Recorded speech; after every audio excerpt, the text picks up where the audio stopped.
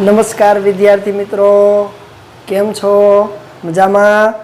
धोरण 12 सायन्स भौतिक विज्ञानना प्रकरण नंबर 1 विद्युत भार અને વિદ્યુત ક્ષેત્રના આ 16મા લેક્ચરની અંદર સર્વે વિદ્યાર્થીઓનું સ્વાગત કરું છું। વિદ્યુત ભાર અને વિદ્યુત ક્ષેત્ર પ્રકરણ નંબર 1 એના છેલ્લા લેક્ચરની અંદર આપણે ઉદાહરણના દાખલાઓ જોયા હતા, જેની અંદર ઉદાહરણ 4 અને ઉદાહરણ 5 ની ચર્ચા કરી। આજે આપણે ઉદાહરણના એના પછીના દાખલાઓ એટલે કે ઉદાહરણ નંબર 6 ની ચર્ચા આપણે કરશું। ખાસ જોજો, ઉદાહરણ નંબર 6 એ ધોરણ 11 ના કોન્સેપ્ટ ઉપર છે। ગણતરી વગર પણ તમને ખબર પડી જશે કે આનો જવાબ શું આવે, છતાં પણ આપણે એના ઘટકો ઉપરથી એનો જવાબ મેળવવાનો પ્રયત્ન કરશું।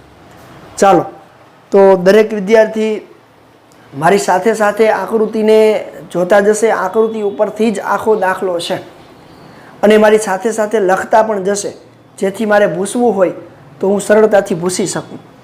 ચાલો, પ્રશ્ન શું છે એને ખાસ સમજવાનો પ્રયત્ન કરજો। ઉદાહરણ નંબર 6 આપણને આપ્યું છે।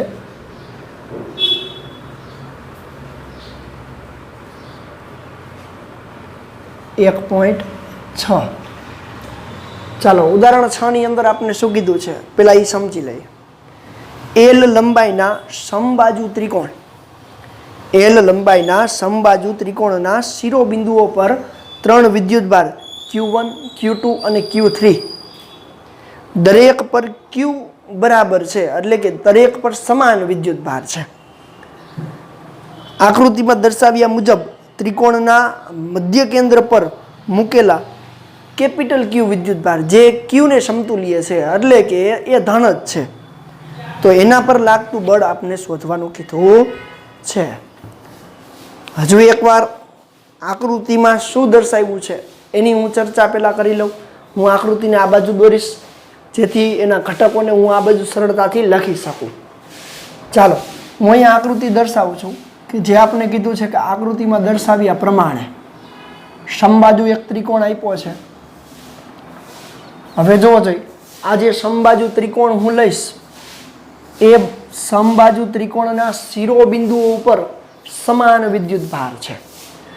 હું અહીંયા નામ આપી દઉં છું સમબાજુ ત્રિકોણને A, B અને C। હાલો, આના ઉપર Q1 બરાબર Q જેટલો વિદ્યુત ભાર છે, આના ઉપર Q2 બરાબર Q જેટલો વિદ્યુત ભાર છે, અને ત્રીજા શિરોબિંદુ Q3 બરાબર Q જેટલો વિદ્યુત ભાર છે, એટલે કે ત્રણેય ખૂણાઓ પર સમાન મૂલ્યના વિદ્યુત ભાર છે। હવે આપણે વાત કરીએ તો આપણને એવું કીધું છે કે તેના કેન્દ્ર પર કોઈ Q વિદ્યુત ભાર મૂક્યો છે, કોઈ Q જેટલો વિદ્યુત ભાર છે, અને એ પણ એ આના મૂલ્યને બરાબર છે, પણ એના જેટલું નથી, એના જેવું છે। હવે આ Q વિદ્યુત ભાર પર આ ત્રણેય વડે લાગતું બળ આપણે શોધવાનું કીધું છે, એટલે કે એના મધ્ય બિંદુએ બળ શોધવાનું છે। ત્રિકોણના મધ્ય બિંદુ Q ઉપર લાગતું બળ, હવે એને હું નામ આપી દઉં O। તો આના ઉપર પહેલા હું કહી દઉં કે આના ઉપર Q જેટલો વિદ્યુત ભાર છે અને એ મધ્ય કેન્દ્ર O છે। રેડી, મધ્ય કેન્દ્ર O છે। તો હવે તમે સરળતાથી જોઈ શકો છો કે આની લંબાઈ આપણે આપી દીધી છે ત્રણેયની। તો AB બરાબર L જેટલી લંબાઈ છે, BC બરાબર L જેટલી લંબાઈ છે, અને AC બરાબર L જેટલી લંબાઈ છે। તો અહીંયા આપણે જોઈ શકીએ છીએ કે Q1 વડે O પર લાગતા બળને શોધવાનું, Q2 વડે O પર લાગતું બળ અને Q3 વડે O પર લાગતા બળને શોધીએ અને બધાનો સદિશ સરવાળો સંપાતપણાના સિદ્ધાંત પ્રમાણે કરીએ તો આપણે જવાબ મળી જાય। ચાલો, પહેલા હું અહીંયા વાત કરું Q1 વડે O પર લાગતું બળ એ આ દિશામાં હોય, જેને હું નામ આપી દઉં F1 F1 શું કામ? તો કે Q1 વડે O પર લાગતું બળ નીચેની તરફ હશે. હવે જો હું અહીંયા લંબ દોરું તો પણ અહીંયા D બિંદુ મળે મને. હવે સમબાજુ ત્રિકોણ છે એટલે આટલો ખૂણો કેટલો બનશે? 60 અંશનો ખૂણો બનશે. આટલો ખૂણો 60 અંશનો બનશે. તો મારે AD લંબાઈ જોતી હોય તો કઈ રીતે મેળવી શકું? ખાસ જોજો, લંબાઈ AD જોતી હોય, AD, તો AD લંબાઈ જોતી હોય તો હું અહીંયા પ્રક્રિયા કરું. જોજો કાટકોણ ત્રિકોણ બને છે ABC, તો ત્રિકોણ ABD માટે AD નો વર્ગ, તો આ લંબાઈ કેટલી હોય? L/2, અને આ લંબાઈ પણ L/2 હોય. ખાસ જોજો AD કેટલું મળે છે? આ L છે, આ L/2 છે, તો AD નો વર્ગ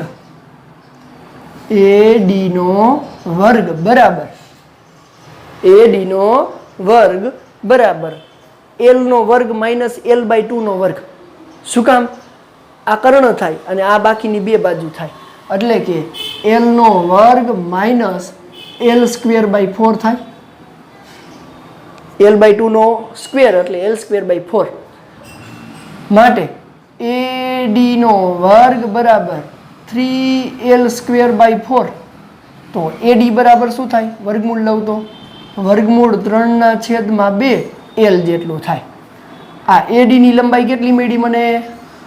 વર્ગમૂળ 3/2, જેની જરૂર પડશે વર્ગમૂળ 3/2 જેટલી. આટલું ક્લિયર છે? હવે તમે જુઓ, હવે વિદ્યુતભાર A થી O નું અંતર. હવે જોજો B વડે આ દિશામાં બળ લાગશે, B વડે O પર લાગતું બળ આ દિશામાં છે, જેને હું F2 વડે દર્શાવી દઉં. અને C વડે લાગતું બળ આ દિશામાં હશે, જેને હું F3 વડે દર્શાવી દઉં. ચાલો દિશા સહિત બતાવું છું. ખાસ હવે 11મા ધોરણના કોન્સેપ્ટ ઉપર હું જઈશ. અહીંયા હું એના ઘટકો લખીશ, પછી આપણને ખબર પડી જશે બળમાં શું થાય છે. તો જોજો F1 એટલે કે Q1 વડે લાગતું બળ ઋણ y અક્ષ દિશામાં છે, જ્યારે F2 વડે લાગતા બળની દિશા અહીંયા 30 અંશનો ખૂણો બનશે. જોજો અડધો બને ને ખૂણો, આખો 60 અંશનો ખૂણો હોય તો અહીંયા 30 અંશનો ખૂણો બનશે. હવે એના વડે આ દિશામાં બળ લાગે છે, તો એના બે ઘટક લઉં, એક આ ઘટક થશે અને એક આ ઘટક થશે. ચાલો એને અલગ પેન વડે દર્શાવો. એક આ ઘટક થશે અને એક આ ઘટક થશે. હવે 11મા ધોરણમાં ઘટક પાડતા શીખી ગયા છીએ, તો આ સમક્ષિતિજ ઘટક હોય અને સમક્ષિતિજ ઘટક શું હશે? F2 cos θ એટલે cos 30.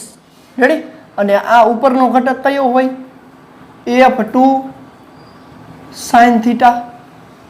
ખાસ જોજો, આ ઘટક પાડતા આપણે શીખી ગયા છીએ. ન આવડે તો આ બિંદુએ તમે શું કરી શકો છો? ત્રિકોણ લઈને પછી sin θ અને cos θ વાળું પદ લઈ શકાય છે. ક્લિયર છે? 11મા ધોરણમાં આવી ગયું છે એટલે ડિટેલમાં જતો નથી. ચાલો સેમ વસ્તુ Q3 વડે લાગતું બળ F3 આ દિશામાં છે, તો એના બે ઘટક થશે.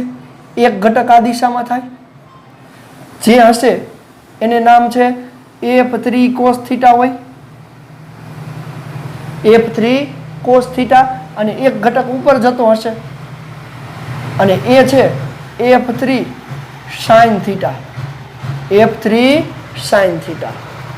ચાલો તો તમે જુઓ જોઈએ, આ અંતર અને આ અંતર ત્રણેય સમાન હોય.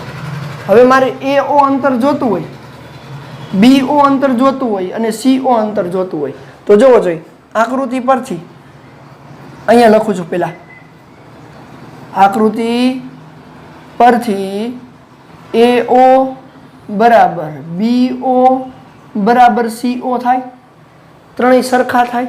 અને ઈ અંતર આપણે જોઈ છે, તો તમે જુઓ જોઈએ આ AD છે, એમાં AO. હવે નાના ધોરણની અંદર ભણી ગયા છો તમે કે સમબાજુ ત્રિકોણમાં જો અહીંયાથી લંબ દોરવામાં આવે તો ઈ AD નું એ મધ્ય કેન્દ્ર એટલે કે શિરોબિંદુથી મધ્ય કેન્દ્ર એ 2/3 ભાગમાં વિભાજન કરે, 2/3 ભાગમાં એનું વિભાજન કરે છે. તો હું અહીંયા લખી શકું ને એવું? તો તમે જોવો જોઈએ અહીં અહીં AO એ AD નું કેટલા ભાગમાં વિભાજન કરે છે? AD નું કેટલા ભાગમાં વિભાજન થાય છે? ખાસ જોજો, અહીં AO એ AD નું કેટલા ભાગમાં વિભાજન કરે છે? તો કે 2/3 ભાગમાં વિભાજન કરે છે. કેટલા ભાગમાં? 2/3 ભાગમાં વિભાજન કરે છે. તો આમ લખી શકું AO બરાબર 2/3 AD, અને AD ની કિંમત તો તમે મેળવી લીધી √3/2, તો અહીંયા મૂકી શકું ને. તો જોવો જોઈએ AO બરાબર 2/3 ગુણ્યા વર્ગમૂળ 3/2L થાય. વર્ગમૂળ 3/2 બે ઉડી જાય, એક વર્ગમૂળ 3 ઉડી જાય, તો વધે શું? L/વર્ગમૂળ 3. અહીંયા વર્ગમૂળ 3 ગુણ્યા વર્ગમૂળ 3 લખી શકું, અને એમાંથી એક વર્ગમૂળ 3 ઉડાડી દઉં તો શું મળશે? L/વર્ગમૂળ 3. તો AO બરાબર BO બરાબર CO કેન્દ્રથી શિરોબિંદુથી કેન્દ્રનું અંતર મળી ગયું, અને એ કેટલું છે અહીંયા લખું છું L/વર્ગમૂળ 3. હાલો એ મેળવી લીધો, ક્લિયર છે. હવે દરેક વડે લાગતા બળનું સમીકરણ લઉં, તો અહીંયા લખું છું. હવે જો બધાના ઘટકો લઈ લીધા છે, અને એ બધા ઘટકોનો સરવાળો. હવે મને ખબર પડી જાય છે, અહીંયા તમે જોવો જોઈએ સમિતિ તમે જોવો ને તો દરેક વડે લાગતા બળ સમાન મૂલ્યના વિરુદ્ધ દિશામાં થાય, બળ શૂન્ય થાય. પણ કેવી રીતે થાય ટેક્સ્ટ બુકમાં ન આપ્યું, એટલા માટે અહીંયા આપણે શોધવાનો પ્રયત્ન કરીએ છીએ. ચાલો આકૃતિમાં દર્શાવ્યા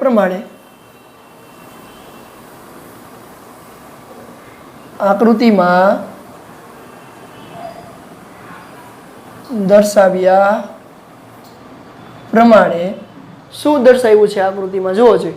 તો કે આકૃતિમાં દર્શાવ્યા પ્રમાણે Q1 Q2 અને Q3 વડે મધ્ય કેન્દ્ર O પર રહેલા વિદ્યુત ભાર Q પર લાગતું બળ. હવે હું એ બળને દર્શાવું છું અહીંયા. તો બળ F બરાબર F1 plus F2 plus F3 જેટલું થાય. હાલો F1 એટલે શું? આટલું અંતર છે અને ઋણ YX દિશામાં છે. હવે જોજો હું ઘટક સહિત લખતો જઈશ. આ માત્ર ઋણ YX દિશામાં છે, તો ઋણ YX એટલે -j આવે, -j આવશે. તો જોવો જોઈએ એનું અંતર કેટલું છે? AO જેટલું અંતર, અને આ લેશું તો Q × Q. કોના વડે બળ લાગે છે? સ્મોલ q વડે. કેના પર લાગે છે? કેપિટલ Q પર લાગે છે. તો બળનું સૂત્ર શું? K/Q1 Q2 / R². તો R² એટલે આટલું અંતર એટલે L/√3² થાય. એટલે આમ લખી શકું K/Q L²/3. 3 ઉપર જાય એટલે સીધું આમ લખી શકું 3KQ × Q/L² -j. જોજો હો, -j શું કામ લખ્યું છે? ઋણ YX દિશામાં નીચેની તરફ લાગે છે.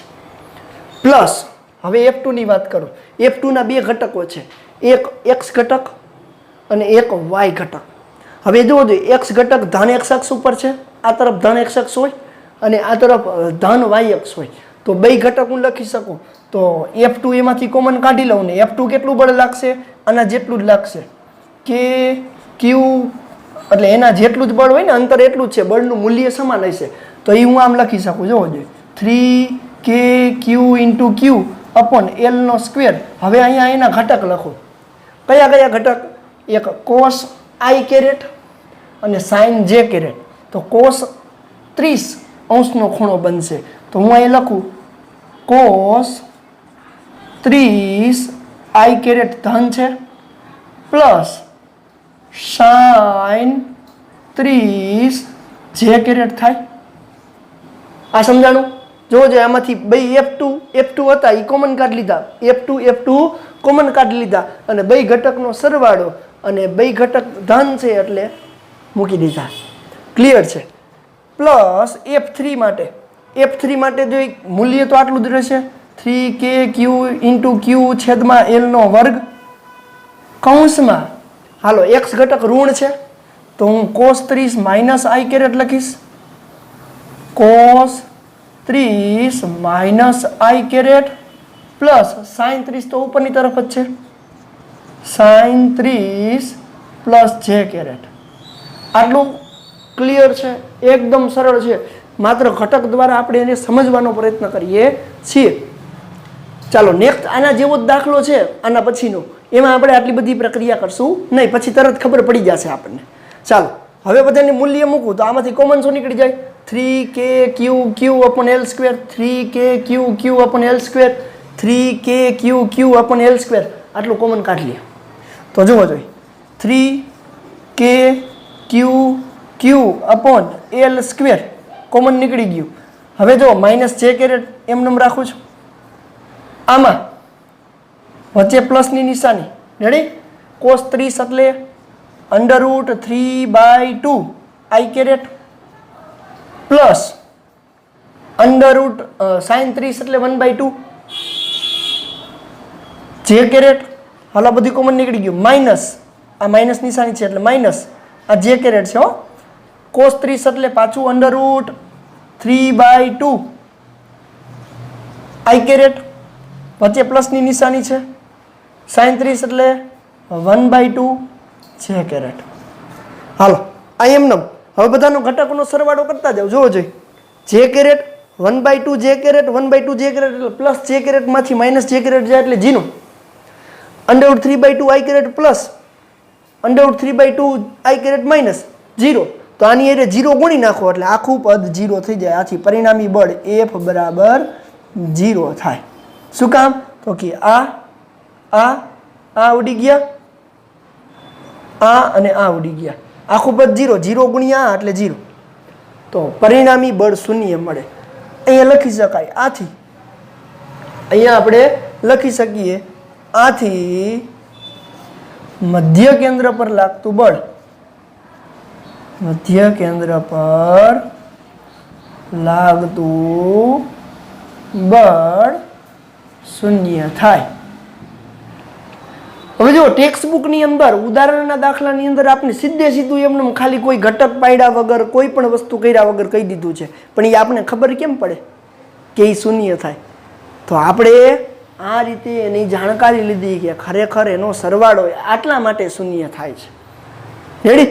હવે જો આવા સમિતિ ધરાવતો કોઈ પણ તંત્ર હોય ને એના મધ્ય કેન્દ્ર ઉપર જો સમાન શિરોબિંદુ ઉપર સમાન વિદ્યુતભાર હોય ને તો એનું બળ શૂન્ય જ થાય. ઉદાહરણ તરીકે અહીંયા હું નાનું ઉદાહરણ લઉં છું. ધારો કે કોઈ એક ચોરસ છે, રેડી? સમબાજુ ચોરસ છે, તો ચોરસ ઉપર સમાન વિદ્યુતભાર શિરોબિંદુ ઉપર હોય તો આની જેમ જ કેન્દ્ર પર બળ શૂન્ય થશે. પછી જો કોઈ પણ સમમિતિ હોય, પછી ષટકોણ હોય, અષ્ટકોણ હોય, આવી કોઈ પણ સમમિતિ ધરાવતા હોય અને એના જો શિરોબિંદુ ઉપર સમાન મૂલ્યના વિદ્યુતભાર હોય, સમાન જ વિદ્યુતભાર હોવા જોઈએ. એકાદોય ઋણ વિદ્યુતભાર હોય તો બળ શૂન્ય થાય નહીં. કાં તો બધાય ઋણ હોવા જોઈએ, કાં તો બધાય ધન હોવા જોઈએ. તો જોજો અહીંયા બધા ધન હતા તો કેન્દ્ર પર બળ શૂન્ય થઈ ગયું, કેન્દ્ર પર બળ શૂન્ય થઈ ગયું. કેવી રીતે થયું એ આ પદ્ધતિથી તમે આખો દાખલો સમજી શકો છો. ક્લિયર છે? ચાલો જોઈ લેજો, સ્ક્રીનશોટ લઈ લેજો વ્યવસ્થિત.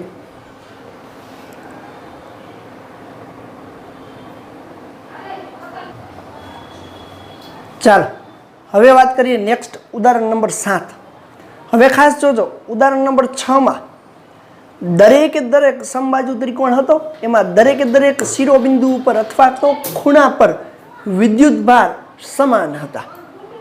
હવે આપણે સાબિતીની જરૂર નહીં પડે, માત્ર ને માત્ર સમમિતિની જરૂર પડશે. સમમિતિ એટલે શું આપણે જોઈ ગયા. ક્લિયર છે? હવે તમે જો ઉદાહરણ નંબર 7ની રકમ વાંચો. આકૃતિમાં દર્શાવ્યા મુજબ એક ક્યુ, એક ક્યુ અને એક માઇનસ ક્યુ વિદ્યુત ભારોને સમબાજુ ત્રિકોણ. હવે આગળમાં સરખાવો, ત્રણેય ઉપર પ્લસ ક્યુ હતા, આમાં એક ઉપર માઇનસ ક્યુ છે, પર મૂકતા રેડી મૂકવામાં આવે દરેક વિદ્યુત ભાર પર કેટલું બળ લાગશે? તો આપણે એવું કીધું દરેક વિદ્યુત ભાર ઉપર કેટલું બળ લાગશે, દરેક વિદ્યુત ભાર પર કેટલું બળ લાગશે અને કુલ બળ શોધીએ. તો તમે જોવો જોઈએ સેમ. હવે આકૃતિ હું દોરું છું.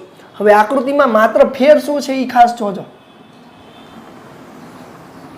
ધારો કે આ સમબાજુ ત્રિકોણ છે, આ સમબાજુ ત્રિકોણના ત્રણેય શિરોબિંદુ, ધારો કે હું આને એ, બી અને સી નામ આપી દઉં. તો અહીંયા ક્યુ એ બરાબર ક્યુ વિદ્યુત ભાર છે, અહીંયા ક્યુ બી બરાબર ક્યુ વિદ્યુત ભાર છે અને અહીંયા ક્યુ સી બરાબર માઇનસ ક્યુ વિદ્યુત ભાર છે. રેડી? એટલો જ ફેર છે, અહીંયા માઇનસ વિદ્યુત ભાર છે. અથવા તમે સમિતિ બદલાવી શકો, ક્યુ એ બી સી લખી શકો. ક્લિયર છે? હવે પ્રશ્ન મધ્ય કેન્દ્ર ઉપર પૂછ્યો નથી. હવે પ્રશ્ન છે મધ્ય કેન્દ્રની જગ્યાએ, પ્રશ્ન છે મધ્ય કેન્દ્રની જગ્યાએ દરેક વિદ્યુત ભાર પર લાગતું બળ, દરેક વિદ્યુત ભાર. હવે ખાસ જોજો, પહેલા હું વાત કરું છું ક્યુ એ પર. તો ક્યુ એ પર આઈ પ્લસ ક્યુ વિદ્યુત ભાર છે, આઈ પ્લસ ક્યુ વિદ્યુત ભાર છે. તો ક્યુ એ પર ક્યુ બી વડે લાગતું બળ આ દિશામાં થશે, થાય ને? અપાકર્ષણ કરશે તો આ જે બળ હશે એ બળ કયું હશે? એફ બી વડે લાગતું બળ આ દિશામાં. ખાસ જોજો, અપાકર્ષણ બળ છે. હવે ક્યુ એ પર સી વડે લાગતું બળ આ ઋણ વિદ્યુત ભાર છે, આ ધન વિદ્યુત ભાર છે, એટલે આકર્ષી પ્રકારનું હોય, આ દિશામાં હોય, જેને હું એફ સી વડે દર્શાવું. તો જોવો જોઈએ આ બંને બળો જે ક્યુ વિદ્યુત ભાર પર લાગે છે, ક્યુ એ વિદ્યુત ભાર પર, એના વડે લાગતું પરિણામી બળ શોધવું હોય તો સબાચકોની રીતે શોધી શકાય. સમાંતર બાજુ ચતુષ્કોણની રીત ધોરણ 11 પ્રકરણ નંબર 4 માં. તો પરિણામી બળ આ દિશામાં થાય, જે પરિણામી બળને હું એફ એ વડે દર્શાવું. રેડી? આ દિશામાં લાગશે. ખાસ જોજો, હવે આપણે સમિતિ જ સમજવાની છે. તો પરિણામી બળ આ દિશામાં લાગે છે. ક્લિયર છે? હવે વાત કરું બી પર લાગતા બળની. રેડી? ક્યુ બી બરાબર ક્યુ વિદ્યુત ભાર છે, એના પર જે બળ લાગે છે. હાલો, તો ક્યુ એ ધન છે, ક્યુ બી પણ ધન છે, તો એના વડે આ દિશામાં અપાકર્ષી બળ લાગશે. તો હું દર્શાવું છું આ દિશામાં ક્યુ એ વડે લાગતું બળ એફ એ અપાકર્ષી છે, જે આ દિશામાં લાગે છે. હવે ઋણ વિદ્યુત ભાર અહીંયા છે, અહીંયા ધન છે, તો એના વડે લાગતું બળ આકર્ષી પ્રકારનું હશે, જે એફ સી વડે લાગે છે. આકર્ષી પ્રકારનું બળ પાછું સબાચકોની રીતે પરિણામી બળ શોધી શકાય, અને પરિણામી બળ એફ બી હશે. તો એ આ દિશામાં જાય છે. રેડી? એ ક્યાં જશે? આપેલી આ દિશામાં. હવે વાત રહી સી બિંદુએ લાગતું બળ. તો સી બિંદુ ઋણ વિદ્યુત ભાર ધરાવે છે, સી બિંદુ ઋણ વિદ્યુત ભાર ધરાવે છે. તો સી બિંદુ પર લાગતું બળ ક્યુ એ વડે આ દિશામાં હશે, એફ એ આકર્ષી પ્રકારનું હોય ને, અને અહીંયા બી વડે લાગતું બળ આ દિશામાં હશે, એફ બી. તો એનું પરિણામી બળ સબાચકોની રીતે મેળવીએ તો અહીંયા નીચેની તરફ લાગશે, અને ઈ બળ એટલે એફ સી. હવે તમે જોઈ શકો, સમિતિ વિચારો, ક્યુ એ પર આના વડે ઋણ એક શખ્સમાં લાગે છે, ક્યુ એ પર આના વડે આ દિશામાં લાગે છે. તો અહીંયા કેટલો ખૂણો બનાવે? 60 અંશનો.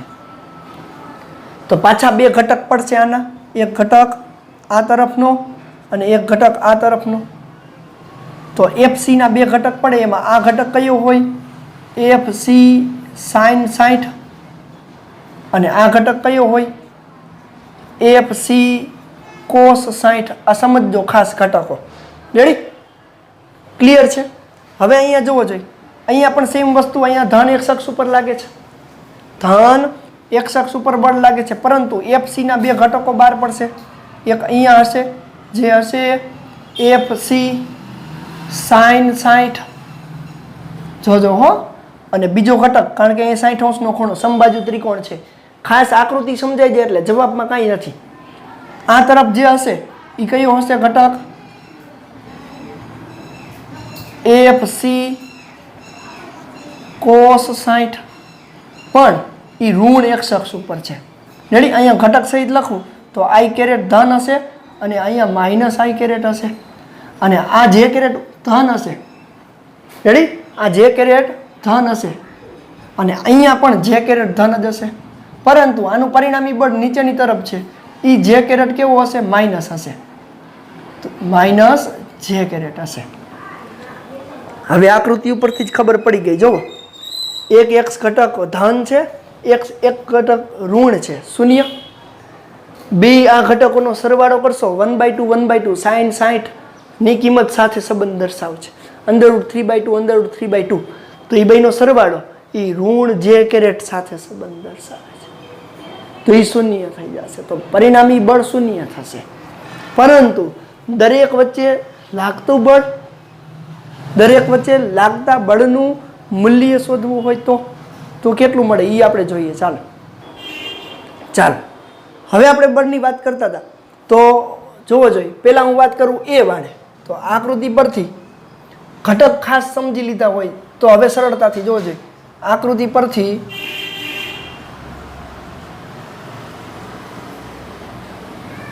ક્યુ એ પર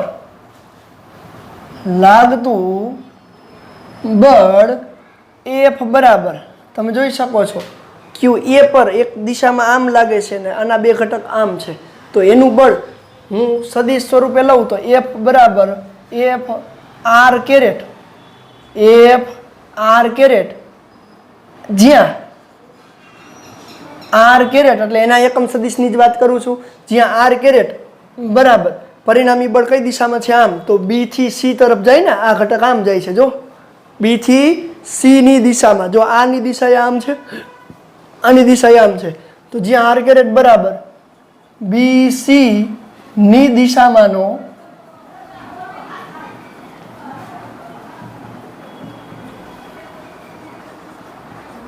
એકમ સદિશ, અને ક્યુ એ પર લાગતા બળનું મૂલ્ય, ક્યુ એ પર લાગતા બળનું મૂલ્ય એફ બરાબર કે ક્યુ ઇન્ટુ ક્યુ. હવે જોવો જોઈએ તમે એના પર લાગતા બળના મૂલ્યની વાત કરો તો બે વિદ્યુત ભારો વચ્ચે લાગતું બળ કે ક્યુનો સ્ક્વેર, બંને વિદ્યુત ભાર કેવા છે? સમાન છે. કે ક્યુનો સ્ક્વેર અપોન એલ સ્ક્વેર જેટલું થાય, કે Q square upon L square, જ્યાં કે બરાબર 1/4πε0 લઈ શકાય. આટલું ને આટલું બળ અહીંયા વિચારો તો બી બિંદુ માટે શું વિચારી શકાય? આ જ રીતે ક્યુ બી પર લાગતું બળની દિશા, મૂલ્ય તો આટલું ને આટલું જ છે. બળની દિશા કઈ દિશામાં થશે? જો આમ જાય છે તો એ થી સી ની દિશામાં છે. દિશા આર કેરેટ જ ખાલી બદલે છે, એ સી ની દિશામાં છે. અને ત્રીજી વાત કરું સી, તો સી પર લાગતું બળ તમે જોવો જોઈએ તો કે સી પર લાગતા બળની દિશા કઈ દિશામાં છે? તો એ તો લંબ દ્વિભાજક પર, ખૂણા બી સી એ ના લંબ દ્વિભાજક પર નીચેની તરફ છે. તો ક્યુ સી પર લાગતું બળ એફ સી બરાબર, એક તો લંબ દ્વિભાજક ઉપર હોય તો √3 જેટલું નીચેની તરફ લાગશે, અને એ શોધવું હોય તો ઘટક ઉપર શોધી શકાય, પણ અત્યારે હું સીધે સીધું લખું તો બળ એફ સાથે √3f જેટલું લાગશે, અને તેની દિશા ખૂણો BCA, ખૂણો BCA ના લંબ દ્વિભાજક પર હશે. તો તમે જોઈ શકો છો કે હમણાં જ આપણે વાત કરી એ પ્રમાણે આકૃતિ પરથી ત્રણેય બળનો પરિણામી બળનો સરવાળો શૂન્ય થઈ જશે. તો કહી શકાય કે આકૃતિની સમમિતિ પરથી ત્રણેય બળનો સરવાળો એટલે કે કુલ બળ F બરાબર FA plus FB plus FC બરાબર શૂન્ય થાય છે. એમાં કોઈ આશ્ચર્ય છે નહીં. શું કામ? તો કે જોવો જોઈએ આ બિંદુ અને આ બિંદુનું અહીંયા લખું, અહીંયા દોરવું જોઈએ. હાલો આ બિંદુ અહીંયા લઈ લીધું, આ બિંદુ અહીંયા લઈ લીધું અને ઉપરનું બિંદુ છે એ અહીંયા લઈ લીધું, થોડુંક ઉપર લઉં. ચાલો તો જોવો જોઈએ આ બિંદુએ બળ F એ આમ જતું હતું, એકદમ સરળ છે હો, જોજો. FB આમ જતું હતું અને FC નીચેની તરફ જાય છે અને તમામે તમામ બળ તો આ બેનું પરિણામી બળ ઉપર જાય જેને FAB કહેવાય અને નીચે FC છે. તો જોવો જોઈએ FC અને FAB સમાન મૂલ્યના વિરુદ્ધ દિશાના થાય એટલે બળ શૂન્ય થાય. સમાન મૂલ્યના અને વિરુદ્ધ દિશાના થાય એટલે બળ શૂન્ય થાય છે. આ ઋણ J કેરેટ અને આ ધન J કેરેટ, આ ઋણ J કેરેટ અને આ ધન J કેરેટ એટલે સમાન મૂલ્યના અને વિરુદ્ધ દિશાના બળ લાગતા હોવાથી આપેલનું બળ જે આપણે અહીંયા લઈએ છીએ તેનું બળ શૂન્ય થાય છે. પણ જોવો જોઈએ બંને દાખલામાં ફેર કેટલો છે.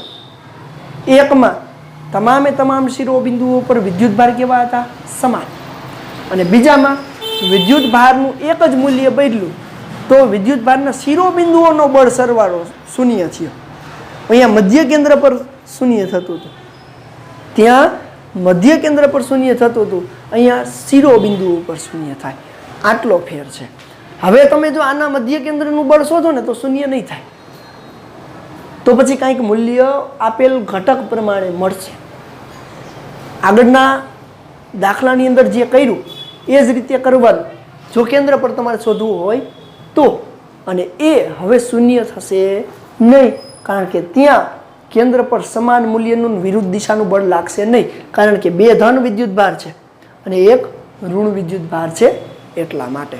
એટલે એવા જગ્યાએ ખાસ સમમિતિનો ઉપયોગ કરી ઘટક પાડી અને બળનો સરવાળો કરશો તો શૂન્ય નહીં મળે કારણ કે બે ધન હોય ને એક ઋણ હોય અથવા બે ઋણ હોય ને એક ધન હોય એવા સમયે શૂન્ય મળે નહીં. ક્લિયર છે? ચાલો ખાસ જોઈ લેજો આ બંને દાખલા. માત્ર ને માત્ર આમ તમે જોવા જાવ તો કોન્સેપ્ટ છે ધોરણ 11 ઘટક પાડવાનો કોન્સેપ્ટ છે. ક્લિયર છે? ચાલો જોઈ લેજો.